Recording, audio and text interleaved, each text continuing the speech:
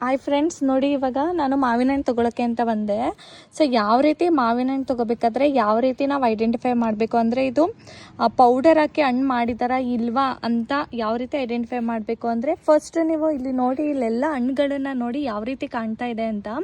So ಇದರಲ್ಲಿ ಸ್ವಲ್ಪ ನೀವು ಹಣ್ಣನ್ನು ಸೂಕ್ಷ್ಮವಾಗಿ ನೋಡಿದ್ರೆ ಇಲ್ಲಿ ಸ್ವಲ್ಪ ಗ್ರೀನ್ ಥರ ಕಾಣ್ತಾ ಇದೆ.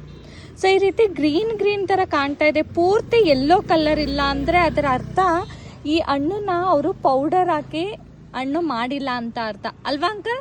ನೀವು ಯಾವುದೇ ಒಂದು ಪೌಡರ್ ಹಾಕಿ ಹಣ್ಣು ಮಾಡಿಲ್ಲ ತಾನೇ, ನ್ಯಾಚುರಲ್ ಆಗಿ ಯಾವ ರೀತಿ ನೀವು ಹಣ್ಣನ್ನ ಮಾಡಿರೋದು ಹೇಳಿ ನನಗೆ. ಇದು ಡೈರೆಕ್ಟ್ ಮರದಿಂದ ಕಟ್ ಮಾಡಿ ಹುಲ್ಲಿರುತ್ತೆ ನೋಡಿ, ಆ ಹುಲ್ಲಿನ ಮೇಲೆ ಹಾಕಿ ಒಂದ್ 3 ದಿನ ಬಿಟ್ಟು, ಅದು ಯಾವುದೇ ತರ ಔಷಧಿ ಇಲ್ದಲೆ ಹಣ್ಣು ಮಾಡಿರೋದು. ನ್ಯಾಚುರಲ್ ನೋಡಿ, ಹಣ್ಣು ನೋಡಿದ ತಕ್ಷಣ ಗೊತ್ತಾಗುತ್ತೆ. ಇನ್ನೊಂದು, ಇದನ್ನ ಸ್ಮೆಲ್ ಮಾಡಿದ್ರೆ ಆ ಫ್ರೆಶ್ನೆಸ್, ಮಾವಿನ ಹಣ್ಣಿನ ಸ್ಮೆಲ್ಲು ಕೂಡ ಕಾಣಿಸುತ್ತೆ ಅಲ್ವಾ ಅಂಕಲ್?